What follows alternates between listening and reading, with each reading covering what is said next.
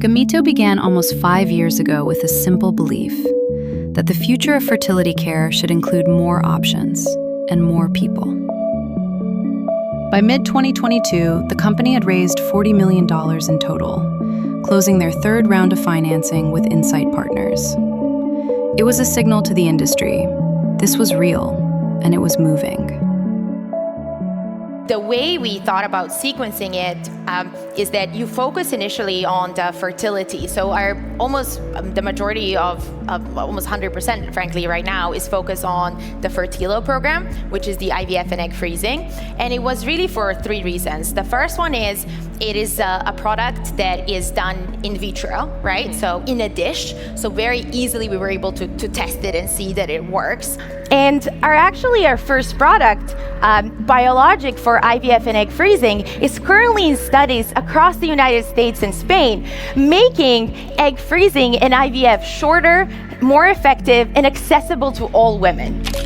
In those early years, the team was small, the science was uncharted, and the people building it were doing so with the particular intensity of those who believe they're working on something that genuinely matters.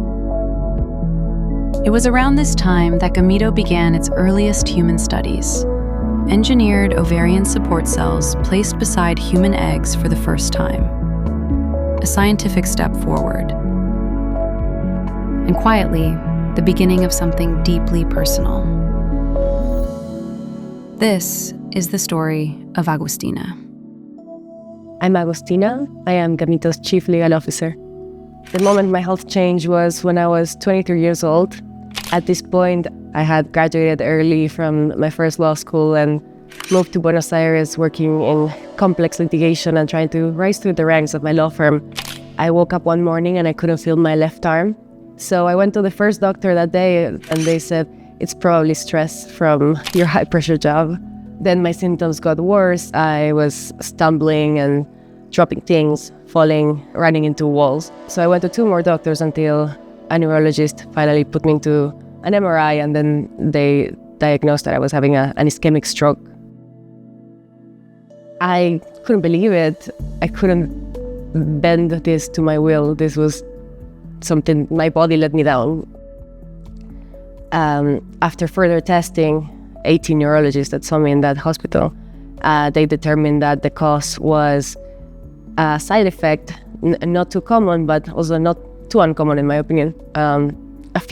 1 or 2% of women can experience cardiovascular events from taking oral contraceptive pills.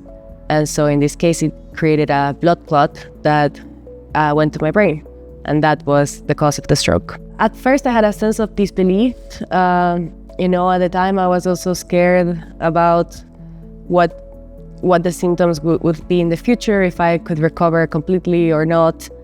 They gave me a bunch of indications of things that I would not be able to do in the future, such as hormonal replacement therapy for when you go through menopause. And I thought, I'm 23, what do I care? You won't be able to do IVF. And again, I was like, I don't even know if this is something I would ever want. So, and you're not gonna be able to go skydiving. And I'm like, what? Diving? I always wanted to go diving. So that was the part that was the most shocking to me at that point. I felt generally disappointed at the healthcare system and how it treats women in particular.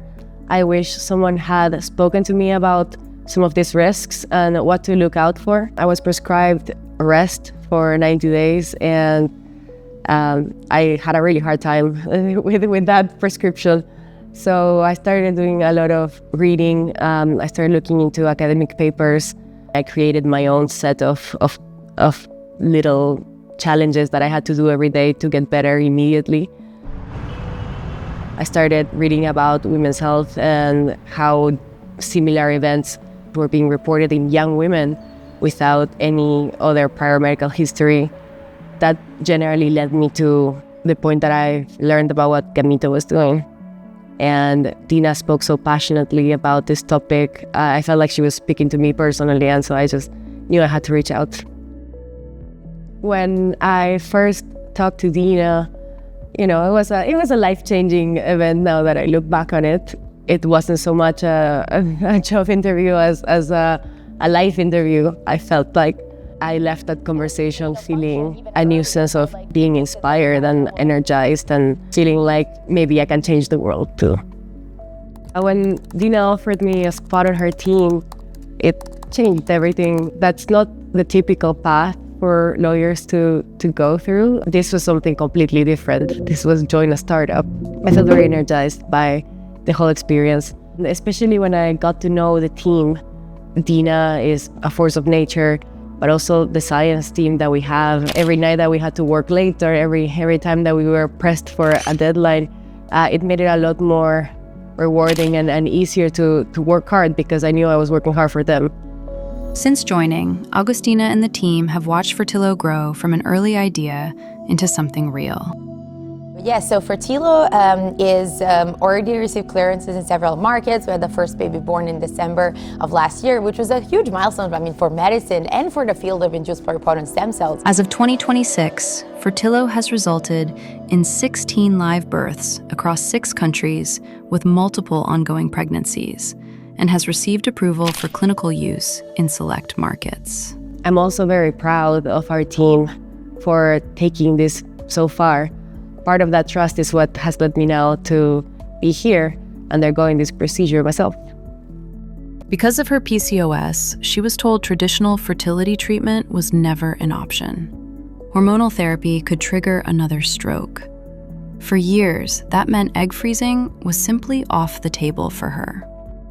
With Fertilo, Agustina saw the opportunity for a new approach.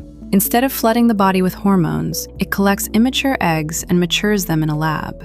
Little to no stimulation required. A potentially safer path for women, including those who may not have had one before. Well, with a regular IVF, we're gonna usually begin on the first 3 days of menstruation. We're gonna do a regular stimulation, which means we're gonna give you high doses of gonadotropins. This is throughout 10 to 12 days of stimulation. Now, during these days, we're gonna do several vaginal scans, and we're also gonna take your estrogen levels, so we're gonna see how they're getting up.